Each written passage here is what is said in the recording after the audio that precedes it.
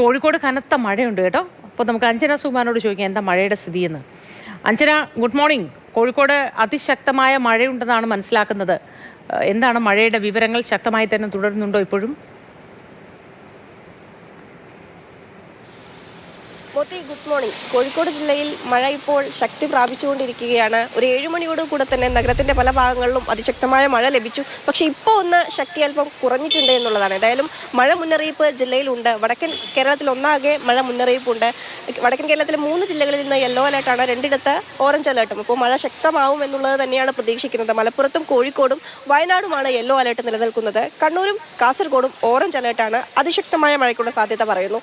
ഏതായാലും കോഴിക്കോട് ജില്ലയെ സംബന്ധിച്ച് ഇന്നലെ രാത്രിയിൽ ഉൾപ്പെടെ വലിയ രീതിയിലുള്ള മഴ പല മേഖലകളിലും ലഭിച്ചിരുന്നു. പ്രത്യേകിച്ച് മലയോര മേഖലകളിൽ ഈ നാദാപുരം, കുറ്റ്യാടി, താമരശ്ശേരി, മുക്കം ഭാഗങ്ങളിലൊക്കെ മഴ ഇന്നലെ രാത്രിയോടെ തന്നെ ശക്തമായിട്ടുണ്ട്. ഇതോടൊപ്പം തന്നെ ഇടിമിന്നലും ഉണ്ട് എന്നുള്ളതാണ് എടുത്തു പറയേണ്ടത്. അപ്പോൾ അതുകൊണ്ട് തന്നെ ആളുകളൊക്കെ തന്നെയും ജാഗ്രത പാലിക്കണമെന്ന് കാലാവസ്ഥാ കേന്ദ്രത്തിന്റെ മുന്നറിയിപ്പുണ്ട്.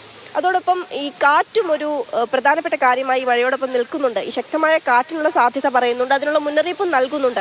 ഈ മണിക്കൂറിൽ 40 കിലോമീറ്റർ മുതൽ 50 കിലോമീറ്റർ വരെ വേഗതയിൽ കാറ്റ് വീശാനുള്ള സാധ്യതയാണ് പറയുന്നത്. ഏതായാലും വരുന്ന 3 മണിക്കൂറിൽ ശക്തമായ കാറ്റിനുള്ള സാധ്യത പറയുന്നുണ്ട്, അതിനുള്ള മുന്നറിയിപ്പും നൽകിയിട്ടുണ്ട്. അതോടൊപ്പം തന്നെ തീരദേശ മേഖലയിൽ അവിടെ കടലാക്രമണത്തിനുള്ള സാധ്യത കാലാവസ്ഥാ നിരീക്ഷണ കേന്ദ്രവും സമുദ്ര ഗവേഷണ കേന്ദ്രവും പറഞ്ഞിട്ടുണ്ട്. അതുകൊണ്ട് തന്നെ തീരദേശവാസികളോടും മത്സ്യത്തൊഴിലാളികളോടും ജാഗ്രത പാലിക്കണമെന്നും പറഞ്ഞിട്ടുണ്ട്. ഏതായാലും നഗരപ്രദേശങ്ങളിലും മലയോര മേഖലയിലും തീരദേശ മേഖലയിലും ഒരുപോലെ തന്നെ മഴ ശക്തി പ്രാപിച്ചിരിക്കുന്നു എന്നുള്ളതാണ്. വരും മണിക്കൂറുകളിലും ശക്തമായ മഴ തന്നെയാണ് മോത്തി കോഴിക്കോട് ജില്ലയിൽ പ്രഖ്യാപിച്ചിട്ടില്ലല്ലോ അല്ലേ?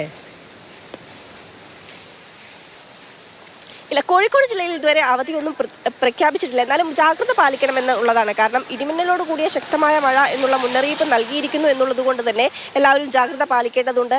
രാവിലെ ഏതാണ്ട് ഒരു 6:00 കൂടെ തന്നെ വലിയ പ്രശ്നമൊന്നും ഉണ്ടായിരുന്നില്ല, അതായത് കാർമേഘമൊന്നും ഉണ്ടായിരുന്നില്ല. പിന്നീട് പെട്ടെന്നൊരു 7 മണിയോട് കൂടെ തന്നെ വലിയ രീതിയിലൊരു മഴ പെയ്യാൻ തുടങ്ങുകയായിരുന്നു. ഇപ്പോഴും ഈ മഴയുടെ സ്വഭാവം ഇപ്പൊ അങ്ങനെ തന്നെയാണോ എല്ലായിടത്തും തോന്നുന്നു അഞ്ജന? വരുന്നു, മേഘം രൂപപ്പെടുന്നു, പെയ്യുന്നു, അപ്പൊ തന്നെ സ്ഥലം വിടുന്നു. ഇതാണ് അവസ്ഥ. പിന്നീട് അങ്ങോട്ട് ശക്തമായ വെയിലായിരിക്കും ചിലപ്പോൾ.